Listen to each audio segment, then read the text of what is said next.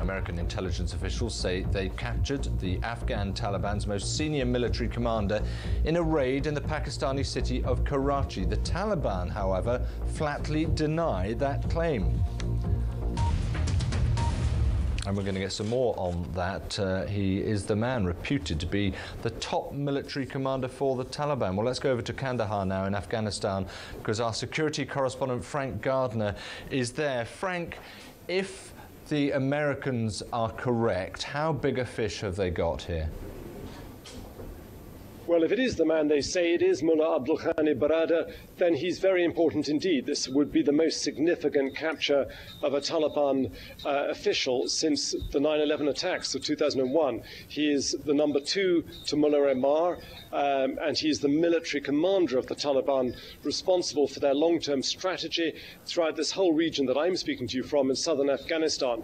So he's said to be the man who appoints their military commanders and who also appoints their shadow district governors. This is very important because the Taliban have been able to build up a kind of shadow government that in many cases has actually taken over from the rather lacking or inefficient national government in some of the wilder outlying areas of Afghanistan. So if they've got him, then that will certainly be a blow to the Taliban longer term. I don't think it'll affect Operation Mushtarak, because whatever plans the Taliban had for that, because it was announced well in advance, would have been laid in advance. We're left to wait and wonder a little bit, Frank. I mean, it does seem a slightly murky story, doesn't it, that it may be that they have held this individual for up to 10 days without letting word out.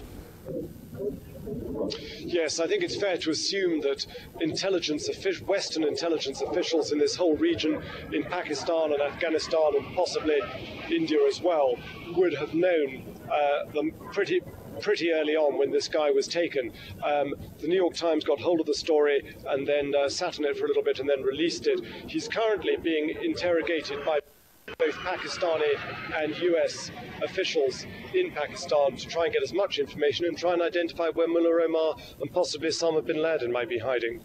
Very briefly, in terms of Pakistan intelligence operating closely, coordinating with the Americans, would this be something of a breakthrough, do you think?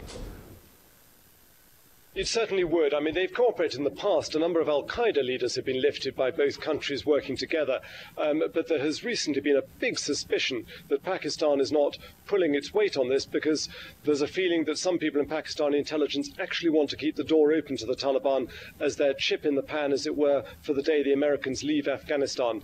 This, I think, will have undone that to some extent. Frank, thanks very much indeed. Frank Gardner there.